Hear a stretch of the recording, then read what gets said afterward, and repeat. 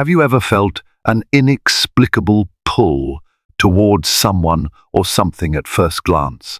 A moment so ordinary it could slip by unnoticed, yet it changes everything? Picture a crisp autumn afternoon in Charlottesville, Virginia, where a little girl named Eleanor ambles home from school. The dried leaves crunch beneath her feet, and the scent of wood smoke drifts through the air. She senses she's being followed. Turning around, she locks eyes with a stray German shepherd, the dog's amber gaze, both tentative and hopeful. In a heartbeat, Eleanor's world tips on its axis. Neither she nor her family could possibly guess the secret he carries. Eleanor Bennett was only 8 years old, but she had inherited her mother's stubborn determination and her father's unwavering curiosity. Each day, she walked home along Market Street in Charlottesville, Virginia, passing by the bright sign of Thomas Jefferson Elementary School in the distance. The school sat on a gentle hill, surrounded by sycamore trees that turned golden every October. It was a long walk for someone so small, but Eleanor relished the time alone, especially when the sun cast playful shadows across the sidewalk. Her dark hair bobbed around her shoulders, and her purple backpack bounced gently with each step. That afternoon, she held tight to a library book about constellations. The dog-eared pages were full of drawings she'd meticulously sketched in crayon. She walked slowly, inhaling the scent of falling leaves and the earthy undertones of the approaching winter. Charlottesville's fall could feel downright magical, and Eleanor felt a gentle thrill whenever she imagined the twinkle of Orion or the grandeur of Cassiopeia in the chilly night sky. In her free hand, she clutched the corner of a slightly worn stuffed toy shaped like a cartoon star. She had named it Twinkle when she was only 4. Twinkle was her good luck charm, the one constant companion through the uncertainties of first, second, and now third grade. That day, her mood was buoyant. She had aced a spelling quiz, she'd gotten a well done sticker from her teacher, and she was looking forward to telling her mother all about it. Yet for all the brightness, shadows lingered on her mind. The year had been tough for the Bennett family. Her father, a history professor at the University of Virginia, had unexpectedly lost a close colleague. The house had felt subdued these past few weeks. Her mother, a nurse, worked long hours at the local hospital, leaving Eleanor to spend evenings mostly with Grandma Lois or by herself. Eleanor managed her sadness in a quiet, determined way, often retreating into books or her daydreams. The gentle scraping of branches overhead seemed louder than usual. A breeze rustled the leaves at her feet. She paused, glancing about. Something told her she wasn't alone. The feeling was eerie, yet not in a frightening way. More like a presence, watchful and kind, hovering at the edge of her awareness. She took a few steps forward, feeling her heart flutter just a bit. Her reflection in a puddle by the curb revealed an expression caught between curiosity and apprehension. For several moments, she continued walking with measured care, half expecting some neighborhood cat to appear. Instead, when she stopped again, straining to listen through the silence, she thought she caught a glimpse of a large shape lingering by a row of hedges. Nothing more than a shadow, she told herself, but the feeling of being watched didn't go away. Tighter and tighter she clutched, Twinkle summoning courage from the battered plush star. In the distance, a car engine purred, reminding her it was rush hour for busy parents. With a sigh, she convinced herself that she was letting her imagination run wild. Still, she couldn't quite shake the sense that something was out there curious, waiting, almost gentle. Slowly she resumed walking, but found her steps had quickened just a bit. The sky above tinted the world in a hazy pink, the sun preparing to slip behind the Blue Ridge Mountains. Her home was only 3 more blocks away. By the time she rounded the final corner onto Juniper Lane, she felt the presence fade. Perhaps it was just a trick of the light, or a product of her own active mind. Regardless, she let out a breath and smiled to herself. She had a mother to hug, a sticker to show off, and an evening of star-gazing to look forward to. Little did she know, that silent presence she sensed was about to become a force in her life, one that would test her resilience, heal her family's wounds, and reveal the depths of her heart. At precisely 4:10 p.m., Eleanor reached her family's small, white, two-story house. It had a covered porch with chipped paint on the railings and a squeaky swing that her father had promised to fix someday. Usually, she would stride onto the porch and fling the front door wide open.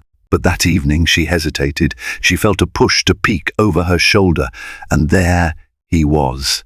A German shepherd, lean and muscled, tail low but not tucked between his legs.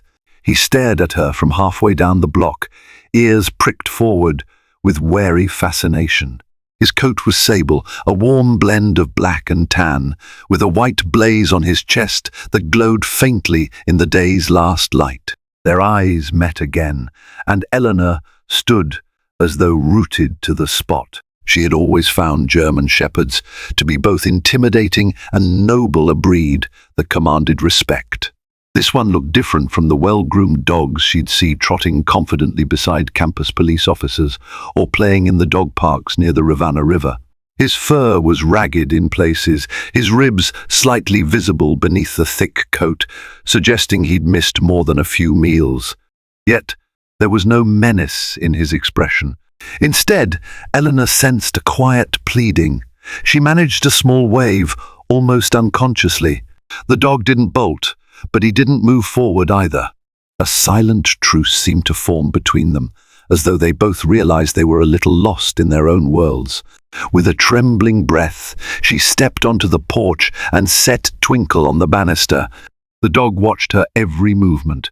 She wondered if he'd been following her for a while, or if he simply caught sight of her after noticing the stuffed toy swaying. Feeling a peculiar spark of courage, one she had never really felt before, she unclasped the top of her backpack. Carefully, she rummaged through until she found a half-eaten peanut butter sandwich from lunch. She held up the bag, not sure if the dog would understand, but he seemed intrigued. The moment she opened the plastic wrap, his nose twitched, and he inched forward by a single step. Any other child might have turned away, maybe rushed inside to safety. But Eleanor's compassionate heart thumped hard in her chest. She wasn't sure if it was safe to feed a strange dog, but a pitiful pang tugged at her. She set the sandwich on the porch floor, carefully backing away, giving the dog plenty of space. Her mother had always taught her to respect animals' boundaries, especially those who might be scared or hungry. For a long heartbeat, nothing happened.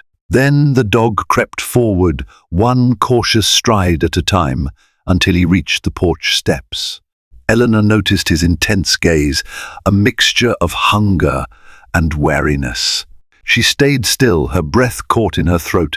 Finally, with a swift movement of his muzzle, he snatched the sandwich and retreated back to the sidewalk. He devoured it, tail wagging in hesitant, hopeful arcs. Eleanor felt a wave of relief. She spoke in a whisper, not wanting to spook him. "Hi there, boy." She wondered if he had a name, but no collar or tags were visible. After finishing the sandwich, he looked up at her with those soulful amber eyes, and the corners of her own eyes stung with compassion.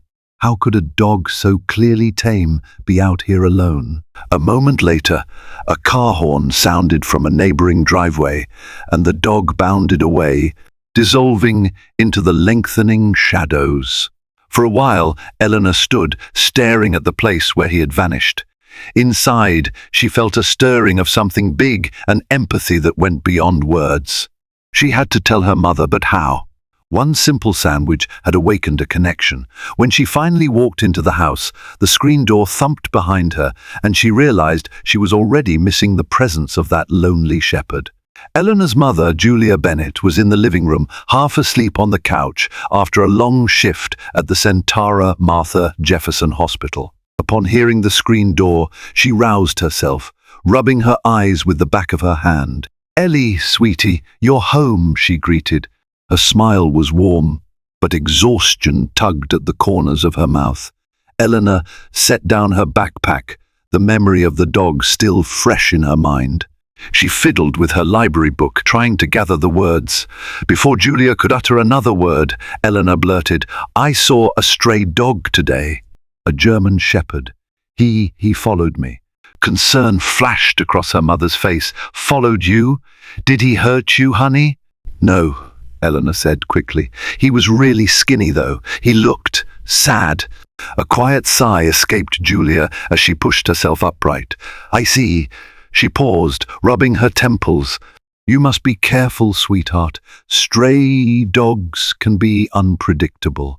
Eleanor nodded, but her heart ached. She recalled how gentle he had seemed, despite his hunger. "I understand, Mum, but he was just hungry."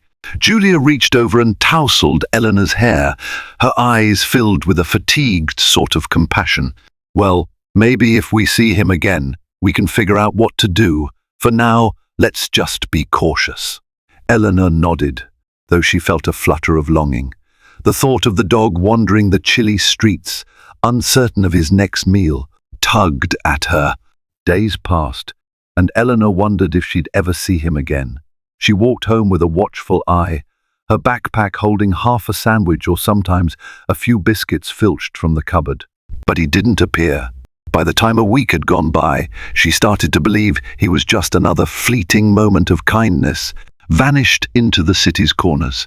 Then, one particularly cold afternoon, the sky was overcast and a light drizzle slicked the sidewalks. Eleanor hunched under her umbrella, hurrying past a cluster of maples that shed their leaves like tears. Her mind wandered back to her father, who had been oddly withdrawn lately. She suspected it had something to do with the passing of his colleague, though he never discussed it.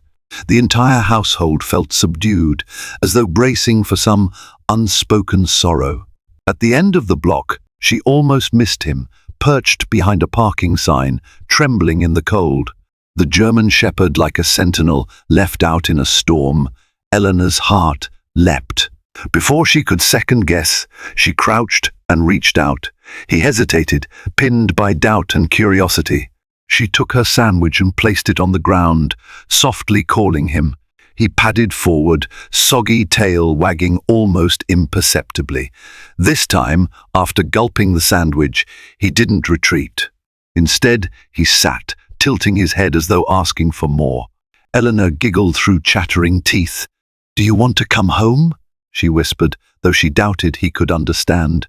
When she started walking, he followed tentatively but willingly. Step by step, they made their way to the Bennett house, the dog drifting close enough to share her umbrella's meager protection. Julia opened the door and nearly gasped at the sight, a drenched German shepherd at her daughter's side. "Eleanor, you can't just," she paused, seeing the pitiable state of the dog, how his ears were flattened and his muzzle dripped with rain. A swirl of motherly instinct and caution warred within her.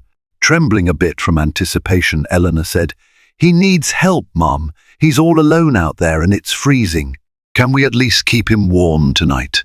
Julia stared for a long moment, then with a decisive exhale, she said, "Okay, but just for tonight. Let's get him dried off. And we'll have to check for fleas, ticks, or a microchip as soon as possible." She ushered them both inside, carefully shutting the door behind them. Eleanor's eyes lit up as she guided the shivering shepherd into the warmth of their living room. The dog took slow, careful steps on the hardwood floor, sniffing around. Though cautious, he showed no aggression, just curiosity and gratitude, if a dog could indeed show gratitude. In that silent exchange of glances, something in both Eleanor and Julia softened. Maybe they both recognized in him the same quiet hurt that lingered unspoken in their own family. The Bennetts' living room was modest, faded floral wallpaper, a well-worn couch, and a shelf brimming with old photographs.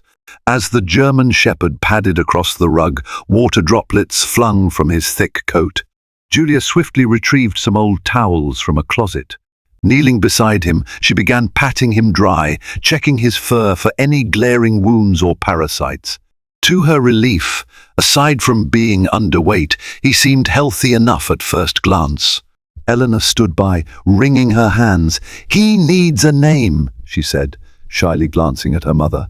Julia only grunted as she continued to wipe the dog's paws. "We can't just call him Dog." A moment later, the front door creaked open, and in stepped Lawrence Bennett, Eleanor's father, his arms burdened with textbooks from his day at the university. He stopped short upon seeing the unexpected visitor. For a long moment, father and dog locked eyes. Lawrence set the books down on the nearest chair, raising an eyebrow. "I see we've got ourselves an unannounced guest." "Well, honey," Julia began, not quite sure how to frame the explanation. Eleanor found him again. "He was out in the cold. We're just letting him warm up, maybe give him some food. I fed him a sandwich earlier," Eleanor interjected quickly. "He followed me all the way here." Lawrence didn't reply immediately. His gaze drifted between his wife, his daughter, and finally to the German shepherd. The dog, for his part, lowered his head and gave a gentle wag of the tail.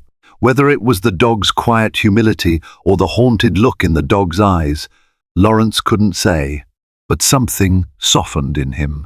"All right," he said, removing his jacket and hanging it on the coat rack. "But we need to be smart about this. We'll see if he belongs to someone in the neighborhood." Julia offered him a grateful smile. Eleanor beamed, practically hopping on her toes. With that unspoken green light, the Bennets all bent down to examine their newest charge more closely.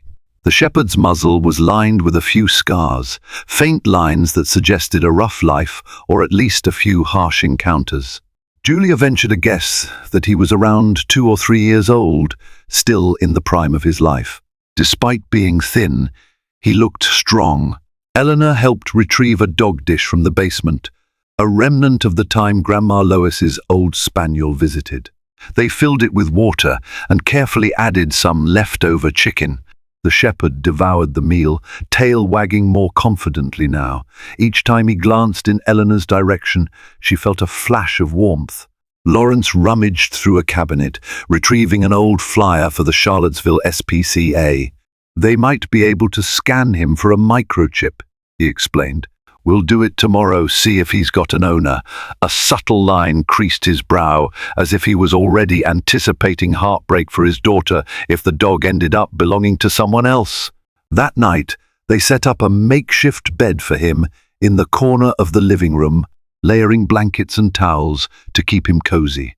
Eleanor lingered beside him, stroking his coarse fur, whispering gentle words of comfort that seemed to soothe them both. She toyed with the idea of a name. "Max," she tested quietly, but it felt too simple. "Atlas," she tried, thinking of her beloved star maps. The dog blinked at her, uncomprehending yet patient. For now, he was simply Boy. A hush settled over the house. Outside, the rain picked up, drumming against the windows. In the flickering lamplight, the dog drifted off to sleep, muzzle resting on his paws. Julia and Lawrence watched from the adjoining room, arms crossed. Julia leaned her head on Lawrence's shoulder, and a small, sad smile haunted her lips. "Maybe," she murmured, "he's what we need right now." Lawrence squeezed her hand but said nothing. He too felt a strange sense of hope in the presence of this quiet creature. The tension in the air seemed to ease, as though the dog's steady breathing anchored the household with a new sense of purpose. Even if only for one night, they were all in this together, human and dog, sharing shelter from life's storms. Early the next morning, the Bennets bustled about, preparing for the day ahead. Julia had called the Charlottesville SPCA, confirming they could do a quick scan for a microchip. Lawrence had rearranged his schedule at the university, postponing office hours so he could drive them. Eleanor could barely contain her excitement, peppering them with questions. What if someone lost him? What if he's a police dog? Do you think the microchip will say something interesting? Bundled in her jacket, she held the dog's makeshift leash, just a length of old rope from the garage, while Lawrence opened the passenger door to their aging Toyota Camry. The German Shepherd sniffed around, unsure, but with gentle coaxing, he jumped into the back seat. Eleanor slid in beside him, stroking his neck as he panted in mild confusion. She whispered reassuring words, letting him know he was safe. The ride to the SPCA was short but tense. Julia tapped her foot restlessly on the mat, while Lawrence focused on the road. The dog stared out the window, occasionally glancing at Eleanor as if seeking her calm presence. Outside, the autumn leaves glowed under a crisp morning sun. When they arrived, an SPCA volunteer guided them to an exam room. It was a bright, sterile space that smelled of antiseptic and kibble. The German Shepherd's nose went wild, whiskers twitching as he tried to decipher the labyrinth of smells. A gentle vet technician named Mari entered with a handheld scanner, greeting them with a warm smile. She was short and wore cartoon puppy scrubs that brought a delighted grin to Eleanor's face. "All right, let's see if we can find anything," Murray said, passing the scanner over the dog's shoulders, then down his sides. Everyone held their breath. The scanner beeped once, twice, but the display remained blank. "No microchip," Murray announced. "He's not registered." A surge of conflicting emotions washed over Eleanor. Relief, because this might mean he was truly theirs to care for. Sadness, because if he'd never been microchipped, perhaps he'd never had a proper home. Julia squeezed Eleanor's shoulder, reading her daughter's thoughts. Next, the vet on duty, Dr. Barnes, stepped in to perform a quick examination. Teeth, eyes, ears, heart rate. "He's a bit underweight, as you can see," Dr. Barnes explained, gently prodding the dog's ribs. "But otherwise, he seems healthy. No obvious injuries. We can run some basic blood work if you'd like, just to ensure there's nothing lurking beneath the surface." Lawrence exchanged a glance with Julia, who nodded. "Yes, let's do that," she said softly. Though finances were always a concern, especially with medical bills and recent uncertainties, the Bennetts felt responsible now. They couldn't leave the dog's health to chance. While Dr. Barnes prepared for the blood draw, Mari offered the shepherd a treat, one labelled Purina Pro Plan, a brand Eleanor had seen at PetSmart. He sniffed it, then accepted it with a careful nibble, indicating a polite demeanour that melted hearts all around. 15 minutes later, Dr. Barnes returned with preliminary results. Nothing alarming. "He's slightly anemic, likely from poor nutrition, but we can correct that with a balanced diet. Overall, I'm optimistic. You folks have a lovely dog here. Just need some TLC." Julia exhaled, her worry receding. Eleanor felt pure elation, even as the next question loomed. "What do we do now?" she asked, her gaze flitting between her parents. Dr.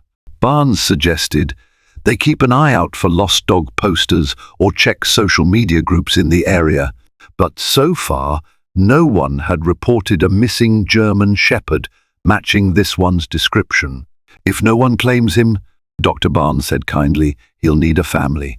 Leaving the clinic, a mix of gratitude and uncertainty weighed on the Bennetts. The dog climbed back into the Camry, hesitating only a second before settling into the back seat next to Eleanor. She ran her fingers through his fur, as though trying to memorize the texture of this moment. As they drove away, a breeze carrying the sweet scent of fallen leaves drifted through the open window, filling the car with the gentle promise of change. Back home, life began to shift around the presence of the German Shepherd. Julia purchased a small bag of high-quality dog food at the local pet store training the family budget a bit, but well worth it. She also picked up a second-hand dog bed, a collar, and a leash. Meanwhile, Eleanor scoured the kitchen for old Tupperware containers, converting them into water and food bowls. She insisted on placing the bowls in a specific corner of the kitchen, ensuring the dog would always know where to find nourishment. It didn't take long for the shepherd to figure out the household's rhythm. He seemed cautious, rarely entering a room before scanning it carefully.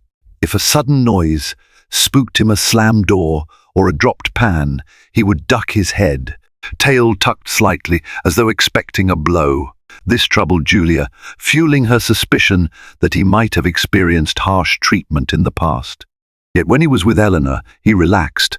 She'd sit on the floor, reading her astronomy books aloud, and he'd lie beside her, ears alert.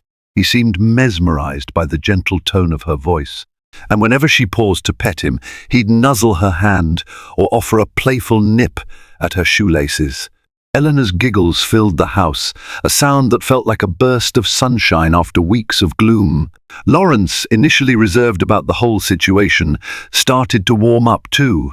After dinner one night, he found himself tossing a tennis ball in the backyard while the dog sprinted to catch it. The shepherd displayed uncanny agility, leaping into the air with a kind of practiced grace. Lawrence, a history scholar, marveled at how an animal could convey such focus and intelligence. "This dog is something special," he muttered under his breath, not realizing Julia was listening from the porch. She smiled quietly. Even Grandma Lois noticed the difference when she visited one evening, remarking on how the house felt lighter with the shepherd's presence. Still, a nagging question lingered: who was this dog, and where did he come from? Late into the night, Julia combed through local Facebook groups and scanned lost pet postings. She found several missing dogs, but none matched their shepherd's description. Lawrence considered posting about the dog online, but a part of him hesitated. Perhaps it was selfish, but he sensed that the dog might be better off with them. He told himself they could post the notice soon if no one else did. Meanwhile, the dog didn't stay silent. He communicated in subtle ways. Sometimes he whined softly in his sleep, paws twitching as if running through dreamscapes. Other times, if he saw an unfamiliar man at the door, his hackles rose just a fraction, then flattened when he realized no threat was present.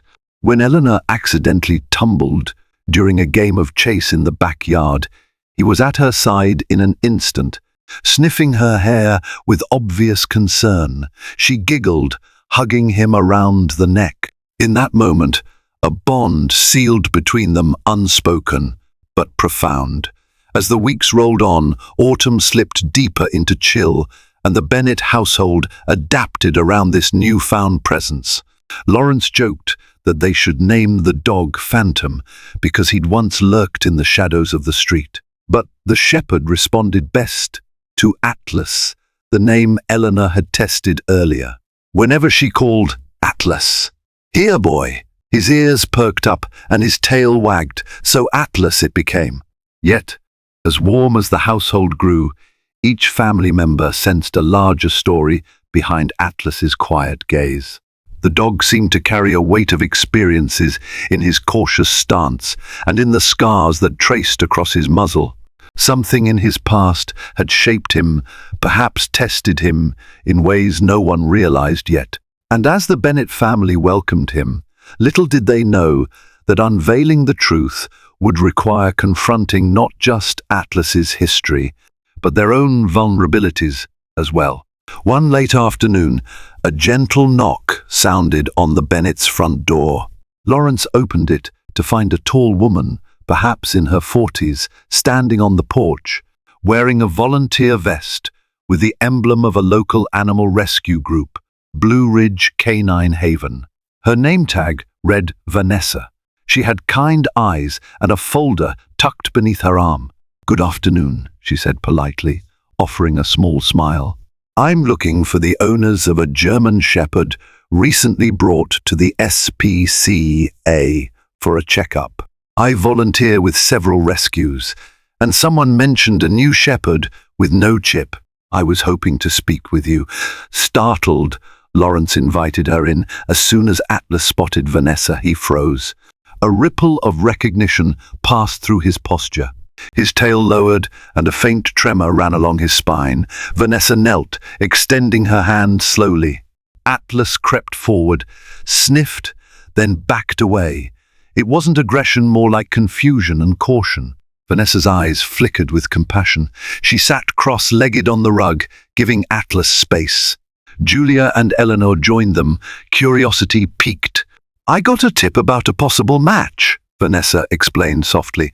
"I've been searching for a missing German Shepherd who might have come from a training facility outside of town.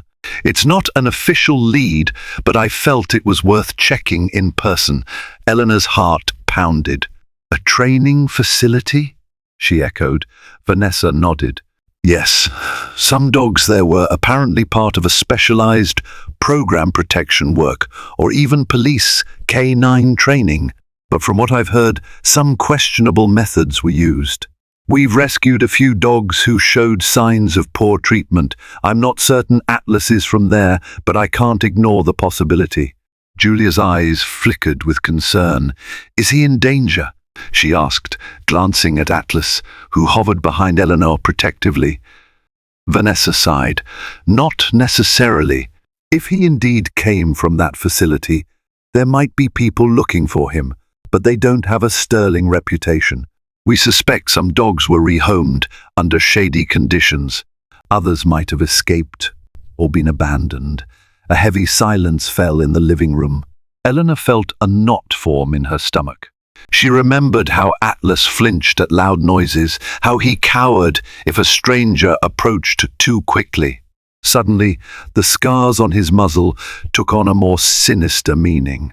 The idea that he had been mistreated or neglected made her throat tighten with emotion. Vanessa reached into her folder, producing a photograph of a group of German shepherds lined up near a chain-link fence. "It's grainy," she admitted. "But does anyone here recognize Atlas in this photo?" The Bennets crowded around.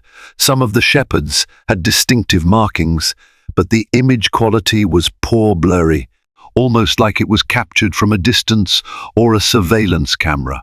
There was a dog in the far right corner who bore a resemblance to Atlas, but the angle made it impossible to be sure. "I can't say definitively," Lawrence admitted, biting his lip. "I mean, maybe.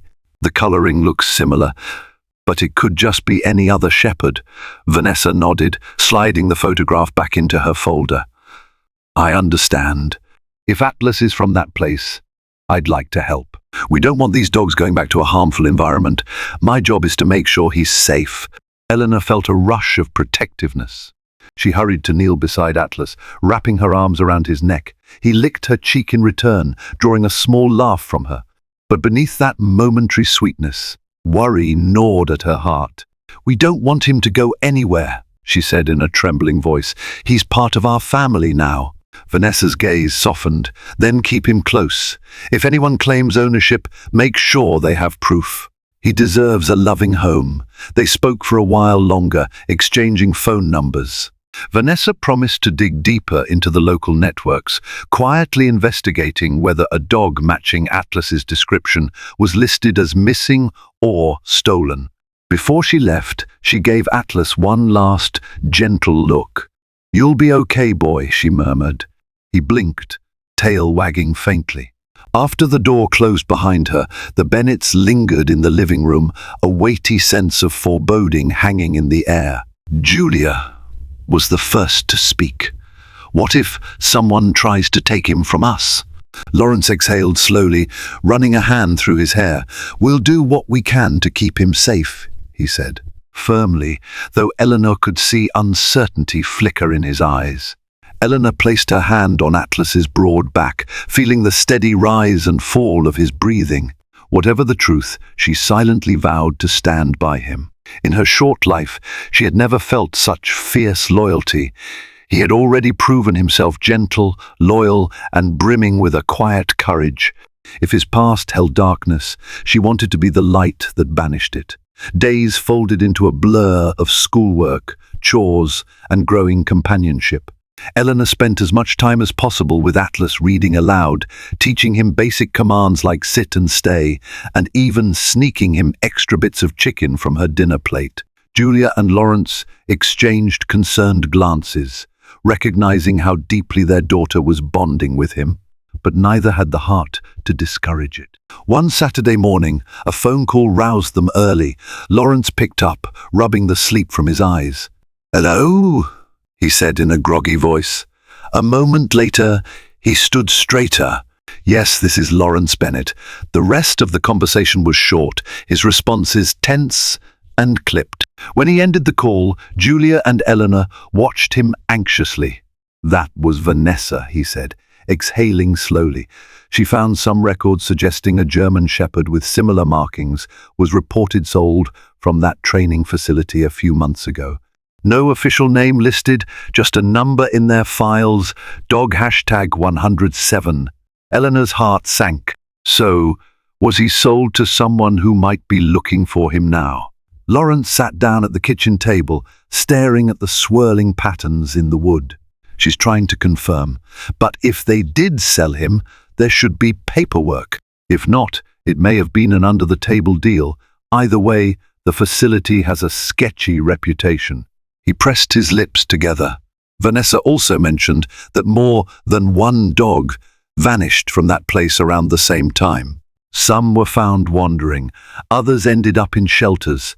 "That means he might be free to stay, right?" Eleanor asked, voice brimming with hope. Lawrence met her gaze. "We hope so, sweetie. But it's complicated." He tried to explain that if someone had purchased Atlas legally, they might have a claim. On the other hand, if the facility was operating unethically, or the dog had been abused, rescue organizations and law enforcement could intervene. Julia rubbed her temples, feeling the pressure of a moral and legal quandary.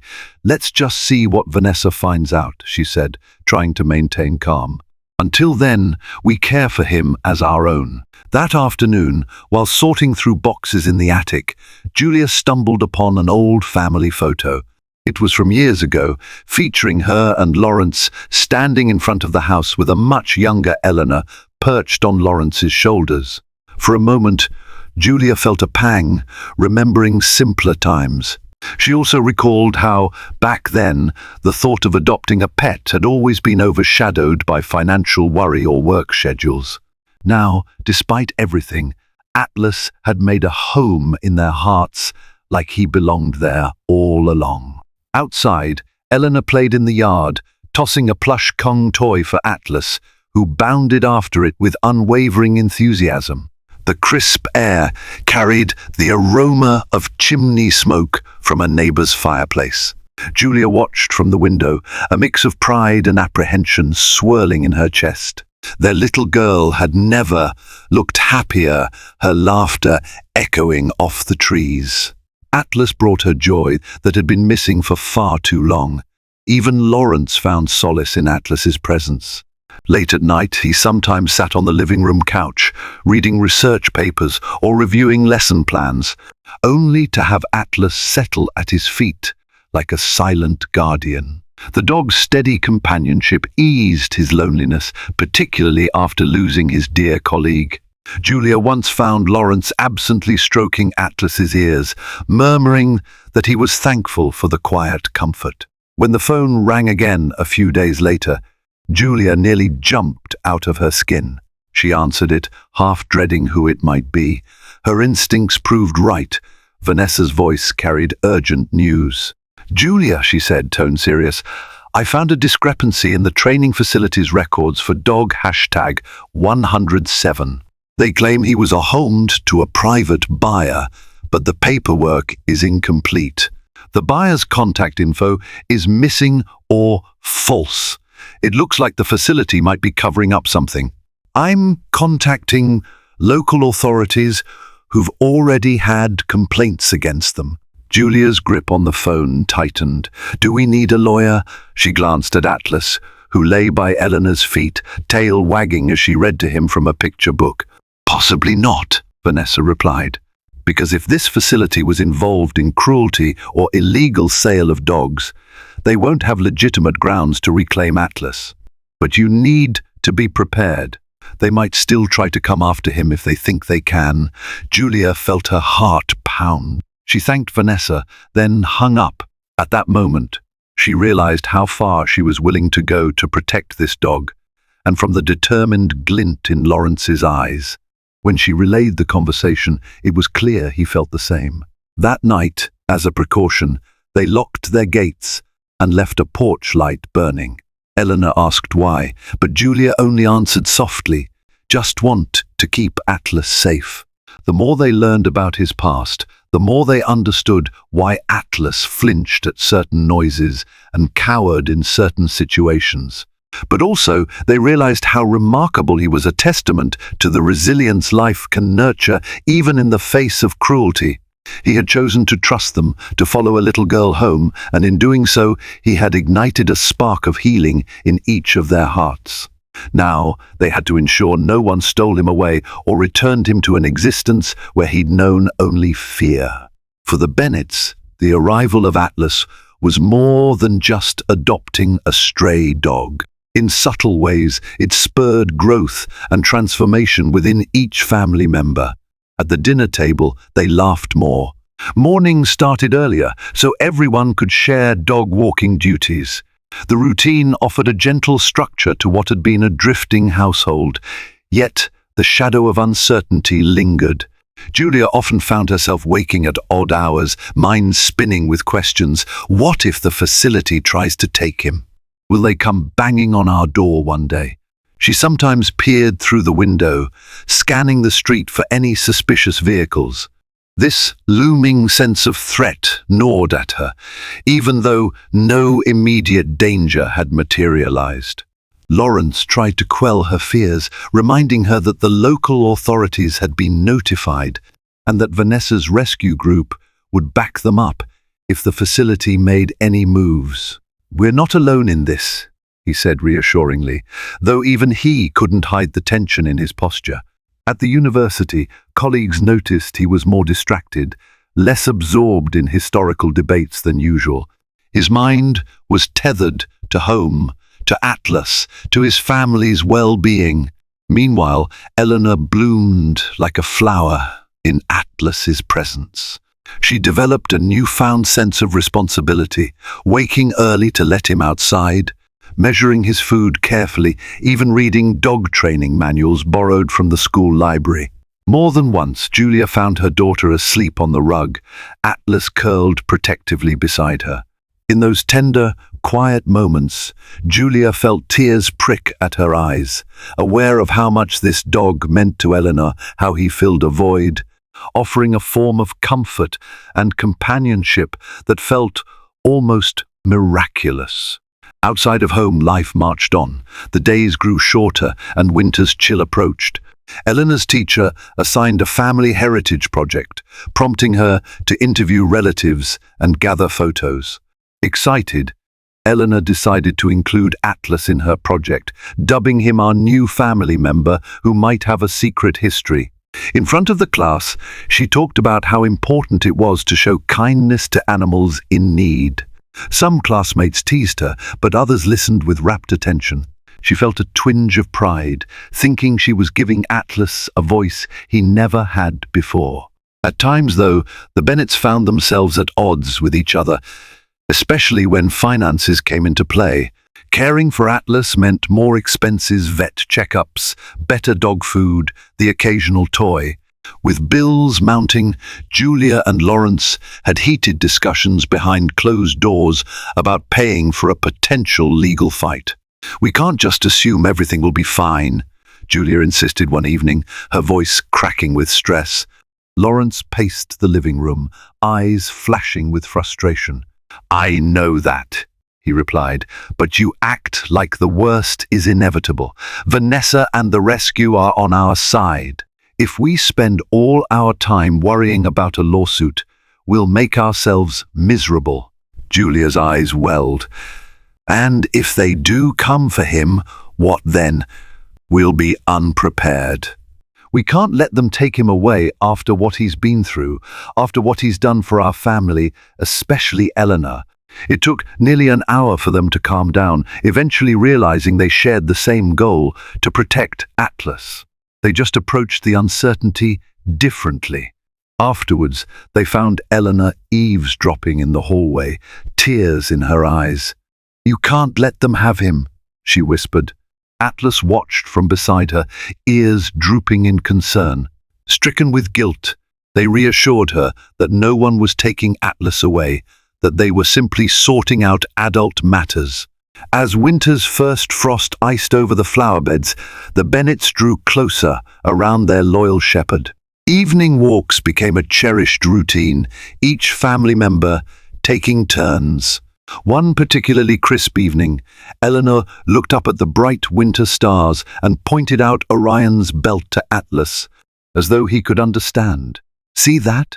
she said, her breath forming clouds in the cold air. "We're both travelers, only you came from somewhere scarier, I bet." Atlas sniffed the air, as if drawn by a cosmic pull invisible to human eyes. And so they carried on, juggling normal life with the secret weight of worry. But despite the strain, something wonderful was unfolding, a resilience that sprang from love. The Bennets might not have known every chapter of Atlas's past, but they were writing a new story for him, one of kindness and belonging. Unbeknownst to them, their journey was far from over, and the next chapter would test their bond in ways they never anticipated. A harsh winter wind rattled the window panes one late afternoon as Julia prepared hot cocoa in the kitchen. The warmth and sweet aroma offered comfort against the biting cold. Eleanor sat at the table, immersed in homework, Atlas faithfully lying at her feet. Then came a knock at the door. Not a gentle tap, more like a sharp rap that echoed through the quiet house. Julia's heartbeat spiked. Casting a swift glance at Eleanor, she wiped her hands on a towel. "Stay here," she instructed softly, moving toward the entryway. Through the frosted glass of the front door, she made out two silhouettes. Pulling it open a crack, she saw a pair of men wearing heavy jackets. One stepped forward, flashing a badge. "Ma'am, I'm Officer Tully, Charlottesville Police Department," he said. "We received information regarding a German shepherd that might be in your possession. We'd like to ask a few questions." Julia's chest tightened. She forced herself to remain calm, opening the door wider. "Please, come in out of the cold," she managed. The second man introduced himself as Officer Garcia. They entered, stamping snow from their boots, scanning the living room. At that moment, Atlas appeared in the hallway, ears pricked, gaze wary. A low rumble emanated from his throat, not quite a growl, but a clear sign of unease. "Is that the dog?" Officer Tully asked, his tone neutral. Julia nodded. "Yes, that's Atlas. We found him weeks ago." He was a stray. Behind Julia, Lawrence emerged from the hallway, stepping protectively beside his wife. "We have documentation from the vet and the SPCA, he offered, voice tight. "We've been in contact with the rescue organization too." Officer Tully exchanged a glance with Officer Garcia. "We understand. We're here because the training facility outside town filed a complaint.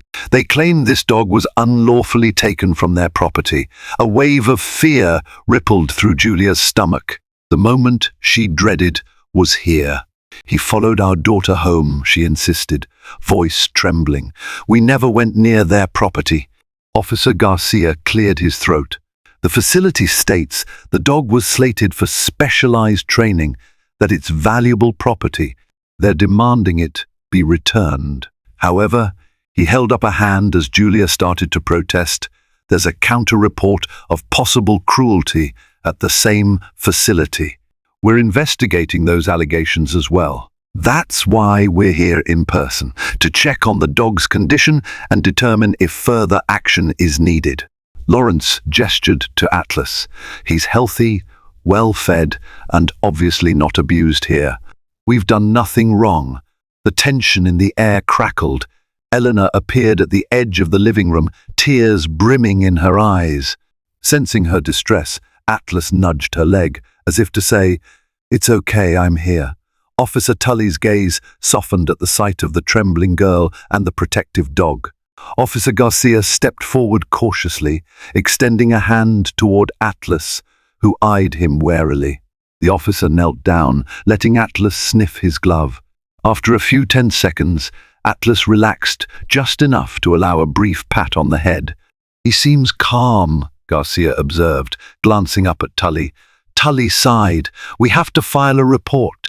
The facility claims to have ownership papers, but we've yet to confirm their validity.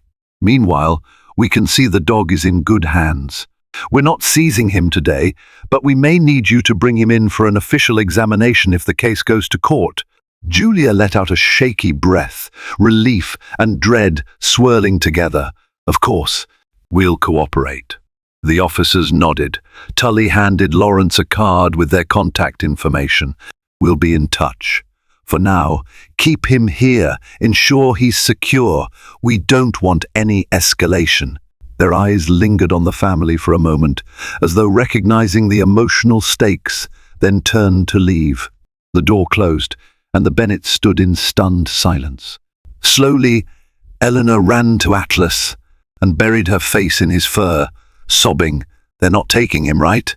Julia bent down, stroking her daughter's hair.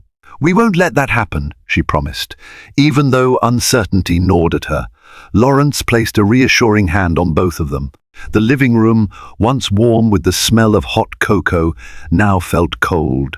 That night, Julia and Lawrence drafted an email to Vanessa, detailing the police visit. They arranged an emergency meeting with Blue Ridge Canine Haven, hoping to gather enough evidence of abuse at the facility to invalidate any claim. It was a race against time, and they knew it. Atlas was at the center of a storm, and all they could do was stand firm, hearts pounding as they prepared to fight for him.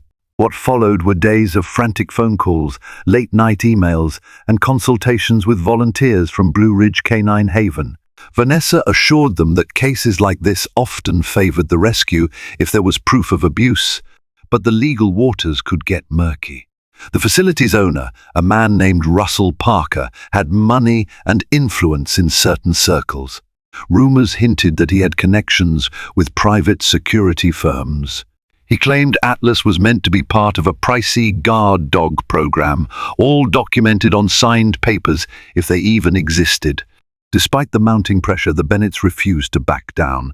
They began compiling photos of Atlas's condition when he first arrived, complete with the vet's statement about his weight and possible signs of trauma. They recorded a statement describing his tendency to cower at sudden noises or men, with a certain demeanor evidence. However circumstantial, that pointed to harsh training methods. Throughout this ordeal, Atlas displayed his usual calm presence. Though he seemed to sense the household's tension, he stayed close to Eleanor, who often sought solace by stroking his ears or burying her face in his warm fur. One evening, after a particularly tense family discussion, Eleanor asked her parents if she could sleep in the living room with Atlas. They hesitated but finally agreed, seeing how it eased her anxiety. That night, she lay wrapped in a blanket, Atlas curled beside her on the floor. Soft moonlight cast their silhouettes on the wall, two kindred spirits bound by love and uncertainty. She whispered to him, reciting the names of stars and galaxies she had memorized, promising they'd explore the cosmos together when this was all over. The dog blinked in the dim light, gently licking her cheek. If devotion had a shape and form, it was there in that moonlit living room. By the following weekend, the rescue group had coordinated a small community gathering at a local park, aiming to raise awareness about unethical dog training facilities. They invited families who had adopted dogs rescued from questionable backgrounds. The Bennetts arrived, with Atlas securely on a leash. Eleanor gazed around, marveling at the different breeds, pit bulls, Rottweilers, even a husky mix, each with stories of resilience. As they walked through the park, a hush fell in certain pockets of the gathering. Word had spread about the Bennetts' potential legal battle. People nodded in solidarity, patting Atlas, complementing his gentle demeanor. A woman approached Eleanor, tears in her eyes, revealing she had once fostered a German shepherd from the same rumored training program. That dog carried physical scars that took months to heal. "What you're doing is brave," the woman whispered to Julia, offering a comforting hand on her shoulder.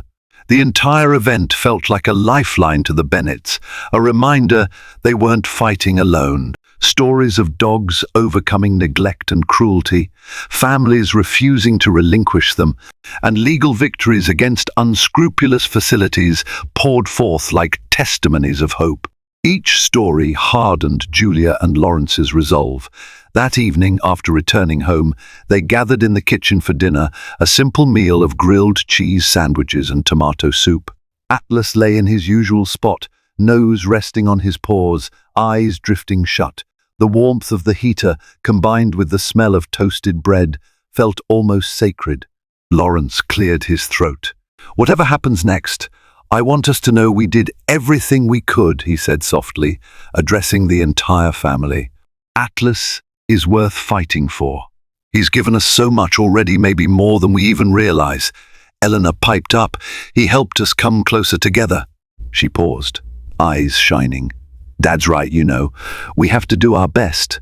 Julia reached across the table, taking her daughter's hand and then Lawrence's.